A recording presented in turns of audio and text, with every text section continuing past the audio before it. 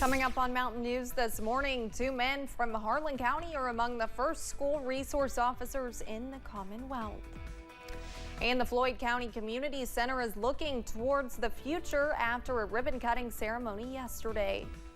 Dedicated to Eastern and Southern Kentucky, this is WYMT Mountain News this morning.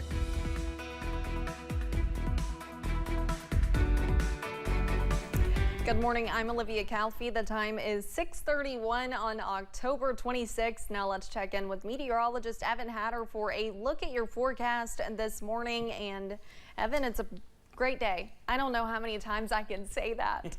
It's kind of getting repetitive, but it'll change in a few days. I can say that. Yeah, there's not a whole lot to talk about today other than the clouds starting to move in and a little breezy at times today and tomorrow.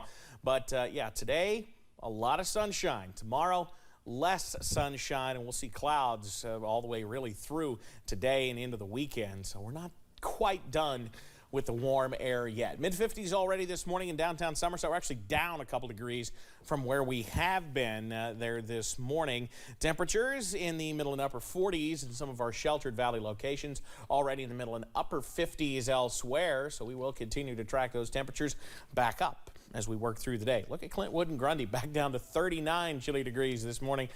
That's headed our way. Middlesboro, 1 mile visibility right now, at least at the airport. A little drifting patch of fog, something to watch for as we work through the morning hours. Elsewhere, no big problems. Through the next 12 hours, yes, we're going to be seeing some of that filtered sunshine with those highs getting into the low to mid 70s. I'll have the latest, though, on perhaps a bone-chilling Halloween in a few minutes. Olivia? Evan, thank you. Deputies in Boyle County arrested 2 men recently who thought they were meeting up with children for sex. Paul Norton of Horse Cave, Kentucky, and James Alpine of Indiana were taken into custody. In both cases, a deputy pretended to be a young girl, and police say the men had arranged a meeting place to have sexual encounters. Police say Alpine had arranged to meet who he thought was an underage girl at a hotel, while Norton was planning to take a girl back to his home. It's a very good thing for our community to get these people in jail. Both men were charged with procuring or promoting sexual performance of a minor by electronic means, a Class D felony. 2 Harlan Countyans are among the first to become certified school resource officers. WYMT's Chandler Wilcox tells us how the officers are helping their school. A training lasting years is now in the books. Danny Ball and Jason Howard are now certified school resource officers. This training included things such as dealing with special needs children, mental health awareness, trauma-informed action. The 2 have worked as officers at Harlan County High School for 4 years. In that time, they have gained trust from administrators. As an administrator, we're very thankful to have them on board to help us. Not just administrators, but students feel more safe as well.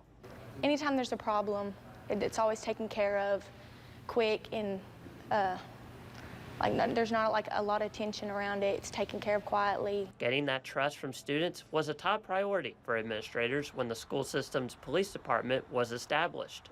They're students first, so it's not just a disciplinary deal as far as them being out here.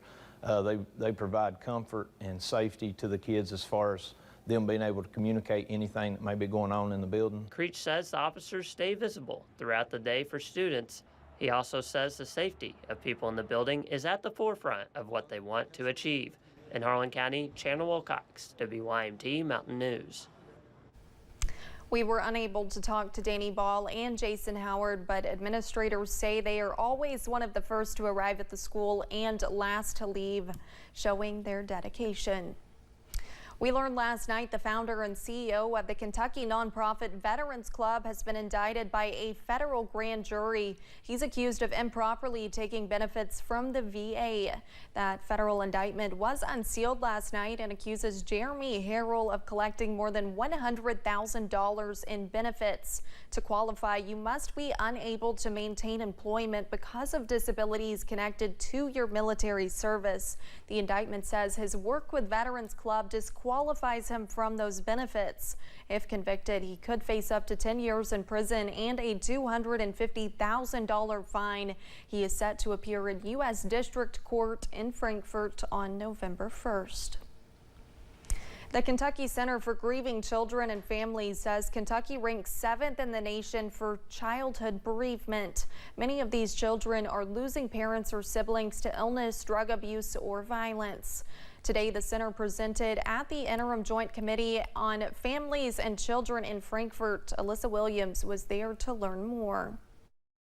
1 in 9 children across Kentucky will lose a parent or sibling before they turn 18, something that Katarina Salisbury knows all too well. My dad died by suicide when I was 5 years old, and I was lucky enough to have the support of a grief center when we were living in Mississippi. But then, my grandmother died when I was 13, suddenly and unexpectedly and very traumatically, and we didn't have any kind of grief support here in Kentucky. That's why the Kentucky Center for Grieving Children and Families was created in 2020. And on Wednesday, center members and other advocates were at the Capitol expressing why grief support is important for children. We really need programs, especially in rural areas where there aren't as readily accessible mental health providers that can provide grief support. Beyond a school-based program surrounding grief, the center is also trying to grow its peer-led program where trained teens can help one another. It's very collaborative, and it's more just like these are our shared experiences. What are some tips, what are some coping skills and tools that we can use to come together and move through this. With the structure of these programs set in place, those with the center say they just need grant funding to expand across the Commonwealth. Planting kind of this army of caring, supportive individuals across the state is something we'd really love to see happen. In Frankfort, Alyssa Williams, WKYT. Those with the center say there is a significant need for grief support geared toward teens right now. If you want more information on these programs, you can visit the Kentucky Center for Grieving Children and Families website. Earlier this month, an invasive spotted lanternfly was seen close to Kentucky. Now UK Extension agents claim the pests have finally made it into the state. Kentucky Extension entomologist Jonathan Larson is a part of the team that works to track and identify the bugs and help with informing the public on pest management. Earlier this month, the office of the state entomologist in Kentucky was called to confirm one of these sightings. In this case, we have an infestation where there's multiple life stages present. In our Kentucky situation, there were multiple adults on trees and they were laying eggs. So that officially establishes us as infested. The fly originally infiltrated into the U.S. through Pennsylvania, but now has made its way to 15 states, including Kentucky, across the eastern portion of the United States. The spotting in Kentucky was in the northern part in Gallatin County. A fungus is being reported at UK Hospital. UK Healthcare says 5 cases of the fungus Candida auris were reported at the hospital. The fungus is a type of yeast. Health officials report it has been known about across the globe, though cases have been increasing the past several years. Spread through contact, it's on surfaces, it's a hardy organism that's long-lived on inanimate objects. Once it's present in hospital rooms, it's very difficult to eradicate. You have to do special cleansing procedures, but it's just a difficult germ from an infection control standpoint to deal with. Doctors say this disease will likely not affect you, but their doors remain open to people who need treatment. The Floyd County Community Center is looking forward to the future of upgrades. County officials met at the center yesterday, cutting the ribbon on a new investment in the community space.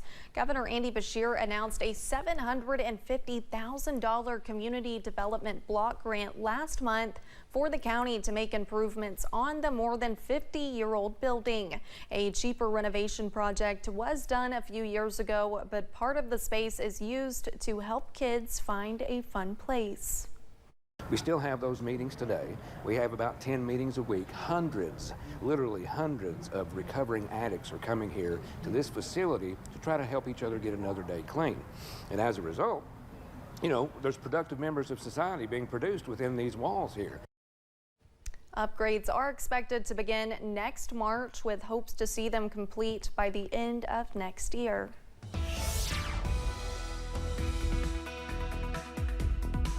Another check your forecast this morning. We're mostly in good shape region-wide. You can see, though, from our Buffalo Mountain camera here in Perry County, the sun's not up yet. You can actually see some of the fog in some of the sheltered valleys and the hollers this morning, especially where it's cooler. 48 right now. Buffalo Mountain, we're still in the 40s as those temperatures continue to bottom out right before sunrise this morning. Into the mid-50s already, though, as you head over into the Big Sandy. Still watching a little bit of an issue near Middlesboro. 1 mile visibility there, but that's about the only issue we're dealing with this morning. So your forecast first, taking the kiddos to the bus stop. Most of us in good shape today. We're going to start in the 50s, where we are in many spots this morning, and quickly end up near the 70s, the middle 70s, as we head into the afternoon. So a mild one on the way as we get closer and closer to the end of this work week. It is Friday Eve, Olivia. Thanks, Evan, and thank you for joining us. The time is now 6:41. Still to come on Mountain News this morning. Police in Maine are searching for a person of interest in a deadly mass shooting carried out in 2 different